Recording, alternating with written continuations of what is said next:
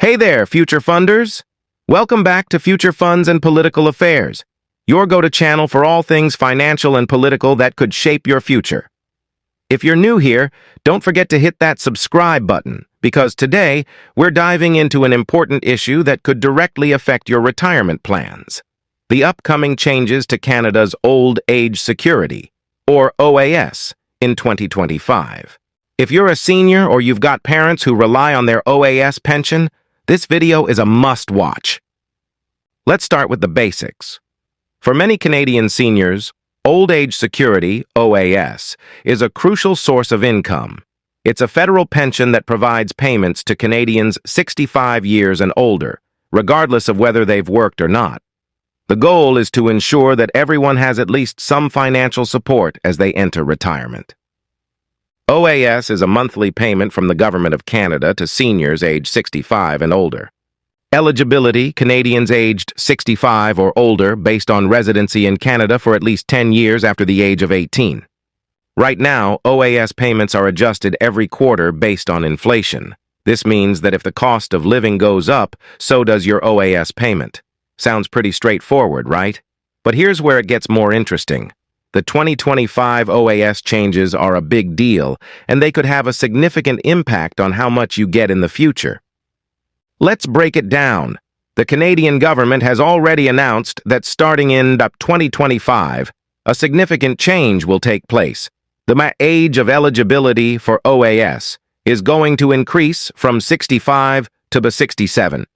This means that starting in 2025, Canadians born after 1958 will have to wait until they're 67 years old before they can begin collecting their OAS benefits.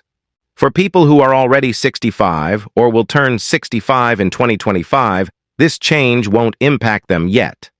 But for those born after 1958, this shift could cause some serious financial planning headaches, especially for those who were counting on OAS payments at age 65 to help with retirement income. So, who exactly will this impact? Here's the deal. This change won't affect everyone immediately, but it will affect people born in 1960 or later. So, if you're currently 45 or younger, you should expect to wait until 67 before you see any OAS payments. The big question is, how does this affect people approaching retirement who have been planning for OAS at 65? Many seniors rely on OAS to cover a portion of their living expenses. While it's not a full income replacement, it's a vital part of financial security. Imagine you've been working your whole life, planning to retire at 65, and now you find out you'll have to delay your OAS by 2 years. This is a significant shift that will force some Canadians to adjust their retirement plans. All right, let's talk money. If you're approaching retirement, delaying your OAS by 2 years may not seem like a huge deal, but it can actually have a pretty big impact over the long term. Here's why. 1. Lost OAS benefits. Every month you delay receiving your OAS, you lose out on that financial support. Even though the government does offer an option to defer your OAS payments beyond 65 to increase the amount you receive later, for many Canadians, the idea of waiting 2 extra years just to start receiving OAS isn't feasible. 2. Retirement savings. The delay in receiving OAS could place more pressure on other savings like RRSPs, pensions, or personal savings. Some seniors might have been planning to tap into OAS right away, but now they'll need to find alternative ways to fund their retirement. Let's say you're expecting $200 a month in OAS. That's $1,400 per year.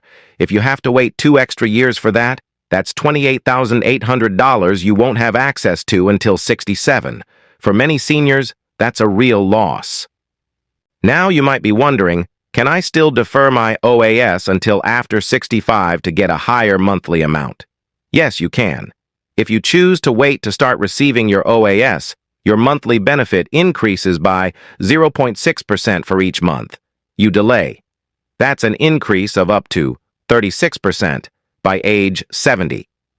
This deferral option can be useful if you can afford to wait, but not everyone has the luxury of waiting 2 extra years. Plus, there's the issue of living costs and inflation eating into that extra benefit. So what can seniors do to navigate these changes? To help answer this, I've invited a financial planner to the studio today. Let's welcome Sarah Mitchell, who will share some strategies to help seniors adjust their retirement plans given the OAS changes. Thanks for having me. The key here is planning ahead. For seniors facing a delayed OAS, here are a few things to consider. 1. Maximize RRSP contributions. It's important to contribute as much as possible to your RRSP before retirement. This allows your savings to grow tax-deferred and could give you more income options as you age. 2. Consider a pension plan. If you have access to a company pension plan, that's an excellent way to supplement your retirement income. It's also important to look into CPP, the Canada Pension Plan, if you're not already planning for it. 3. Part-time work. For some, working part-time in the early years of retirement can help bridge the gap. Not only does this keep you active, but it also helps maintain financial stability while you wait for OAS at 67. Thanks, Sarah. Those are some really practical tips for planning around the changes. The bottom line here is that while these changes might seem far off, it's never too early to start planning. So what's the takeaway here? The 2025 OAS changes are coming, and they will impact many seniors and soon-to-be retirees. Whether it's planning for a delayed OAS, deferring your payments, or seeking alternative income streams, it's important to be proactive. The more you plan ahead, the better equipped you'll be to handle the changes when they come.